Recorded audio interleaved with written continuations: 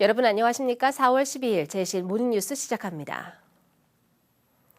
40 총선이 막을 내렸습니다. 여당의 전국적인 참패 분위기와는 달리 울산 총선에선 국민의힘이 비교적 선전했다는 평가입니다. 거기에 19대 총선까지만 해도 보수 일색이었던 정치 구도가 더불어민주당과 진보당 등이 한 축을 차지하는 삼각 구도로 재편되면서 다양한 정치적 환경이 조성됐다는 평가도 나옵니다. 전우수 기자가 보도합니다. 16명의 본선 주자가 치열한 경쟁을 치렀던 울산 총선에서 여당인 국민의힘이 4석을 차지하는 데 그쳤습니다.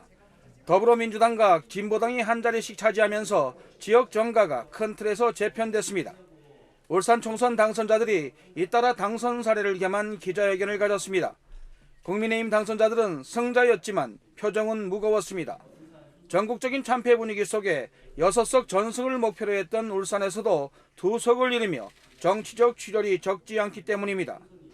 이번 선거를 통해 확인된 민심의 매서운 꾸지람 앞에 저희 당선인들은 겸허히 머리 숙이고 무거운 책임감으로 국민의 질책을 가슴 깊이 새기면서 그 뜻을 받들어 댔습니다. 김기현 의원은 더불어민주당 박성진 후보를 큰 표차로 누르고 압승하면서 오수원 의원의 반열에 오르게 됐습니다. 이번 당선으로 중앙정치 무대로의 복귀를 위한 탄탄한 교두보가 마련됐다는 평가가 나옵니다. 중구의 박성민 의원은 더불어민주당 오상택 후보를 12.89%포인트 차로 제치고 재선에 성공했습니다. 울산 6개 선거구 가운데 가장 큰 표차입니다.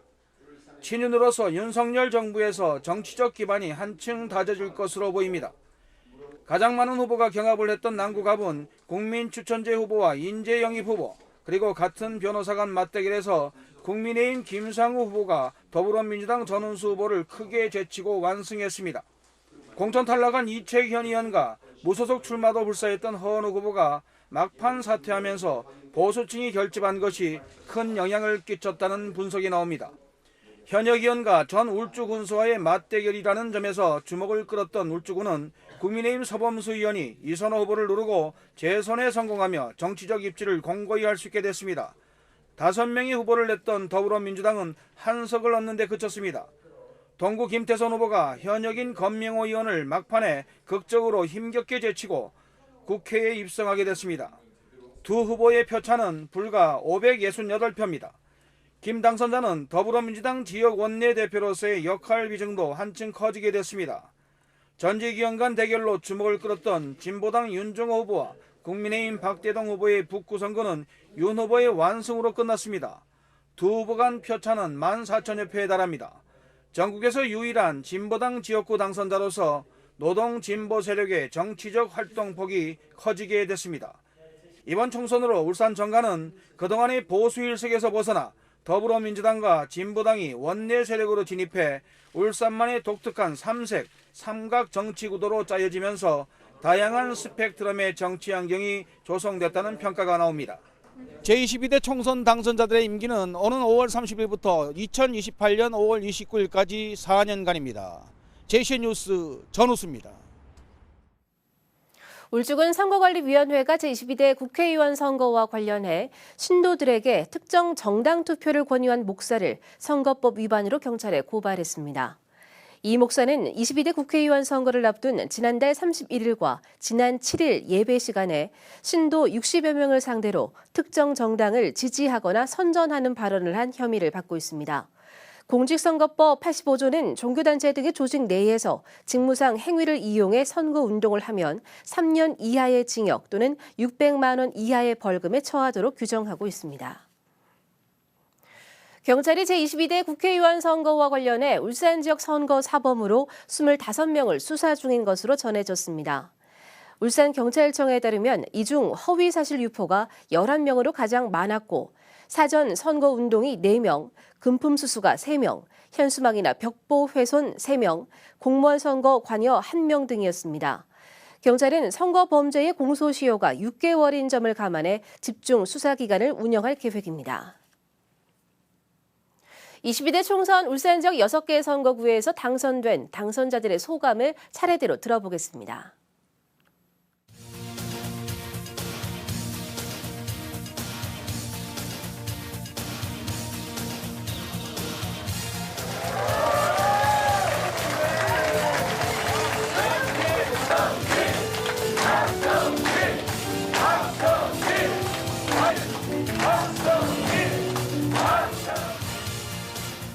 부족한 저를 재선 국회의원으로 선출해 주신 우리 중국민들께 우선 감사를 드립니다.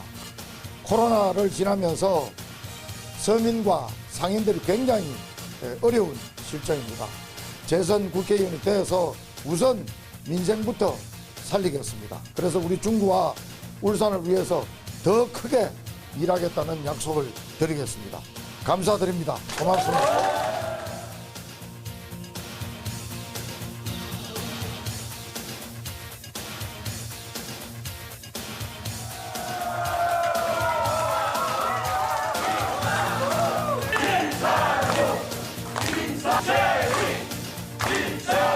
감사합니다. 우선 지지와 성원을 보내주신 우리 울산 시민분들께 깊은 감사의 마음을 올립니다. 제가 소통과 화합을 기초로 걸었습니다. 우리 울산 남구가 그릇이 큰 정치로 품격 있는 합리적 보수의 시작점이 되도록 열심히 그렇게 정치 생활을 해나가겠습니다. 다시 한번 믿어주시고 성원 보내주신 시민 여러분들께 깊은 감사의 마음을 올립니다.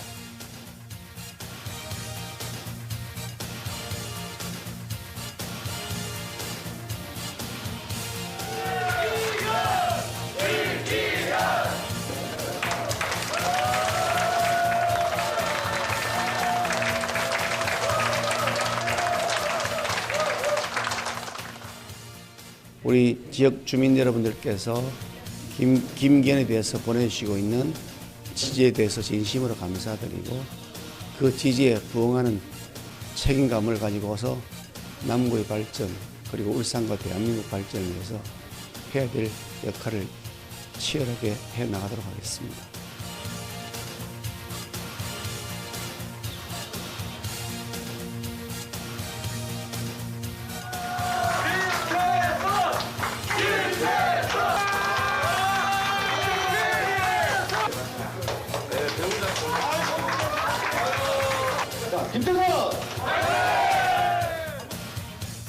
저의 승리가 울산 시민의, 울산 동구의 승리라고 생각합니다. 함께해 준 지지자분들께 너무 감사드리고요. 울산 동구에서도 더불어민주당이 이길 수 있다라는 걸 보여주는 것 같아서 정말 고맙습니다. 더 열심히 머슴으로 울산 동구를 새롭게 기초부터 다지도록 하겠습니다. 정말 감사합니다.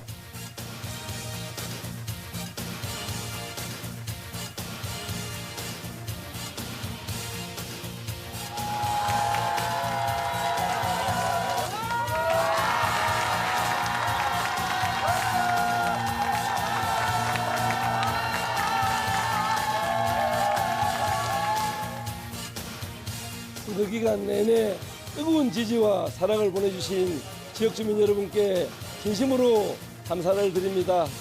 이번 선거는 윤석열 검찰 독재를 심판하는 선거였고 운영정치를 심판하는 선거였습니다. 또한 북구 발전에 대한 기대도 높았던 선거였습니다. 윤종호가 그동안 북구 주민과 함께 뛰어왔던 그런 것을 충분하게 주민들께서 판단하시고 선택해 주셨다고 생각합니다. 더 열심히 진심의 정치를 실현하겠습니다. 감사합니다.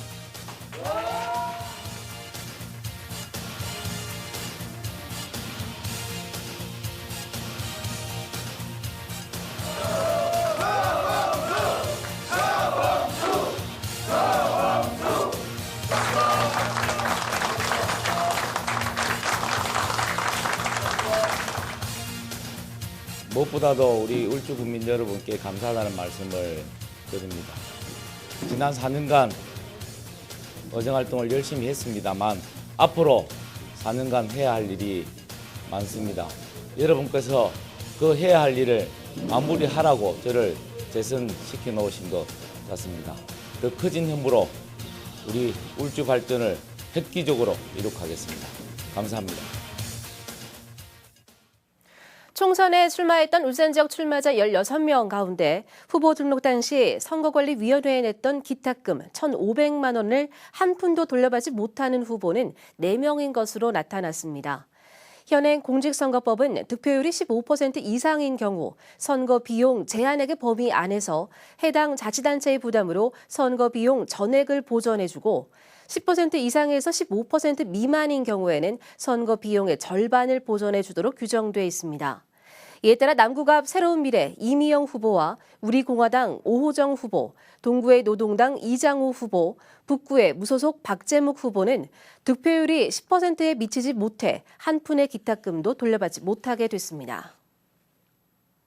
총선과 함께 치러졌던 북구 제1선거구 시의원 보궐선거 결과 더불어민주당 손근호 후보가 득표율 55.48%로 득표율 44.51%에 그친 최병협 후보를 누르고 재선에 성공했습니다. 두 후보 간 표차는 4,189표로 농소 1동과 사전투표에서 당락이 갈라진 것으로 분석됩니다. 손근호 당선자는 올해 43세로 현대자동차에 재직 중이며 지난 7대 울산시 의회 의원으로 선출돼 활동했고 현재 더불어민주당 울산시당 정책위 부의장을 맡고 있습니다. 손 당선자의 가세로 울산시 의회는 22명의 의원 중 더불어민주당 소속 의원은 비례대표 손명희 의원과 함께 2명으로 늘었습니다. 22대 국회의원 선거가 막을 내렸습니다. 유권자들은 당선자들이 선거 유세 기간 중 했던 공약은 물론 무엇보다 지역 발전에 힘써줄 것을 바라고 있습니다. 전동훈 기자가 이번 총선에 대한 유권자들의 목소리를 담아왔습니다. 국회의원 300석 중 범야권 정당이 총 192석을 가져가며 거대 야당이 탄생한 22대 총선. 야권이 들고 나왔던 카드인 정권 심판론이 민심을 건드린 결과라고 보는 시각도 있는 한편 지금 이제 정권에 대한 심판이라고 생각을 하고요. 이제 앞으로도 이제 국회 안에서 이제 많은 변화들이 이제 일어날 것이라고 예상을 하고 있습니다. 반대로 정권 심판론으로 인해 치우친 결과가 나왔다는 말도 나옵니다.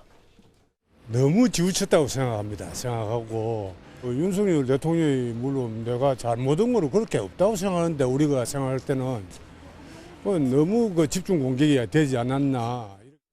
총선 레이스 중 후보자들의 방송 토론회를 보고 국회의원이 자질을 키울 필요가 있다고 주장하는 유권자도 있습니다. 국회의원 되신 분들은 공부를 좀 많이 했으면 좋겠습니다.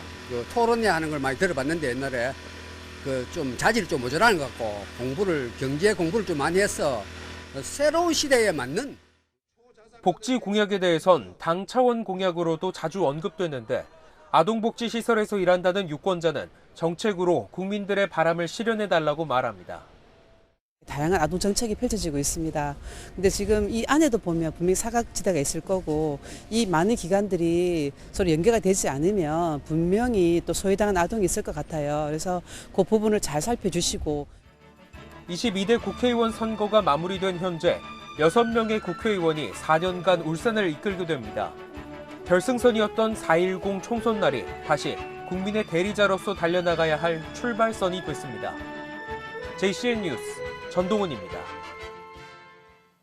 울산시는 오는 2028년까지 총 사업비 280억 원을 투입해 고부가 가치 화학 소재 개발과 친환경 재활용 산업 발전을 위한 울산형 플라스틱 순환경제 플랫폼 구축 사업을 추진한다고 밝혔습니다.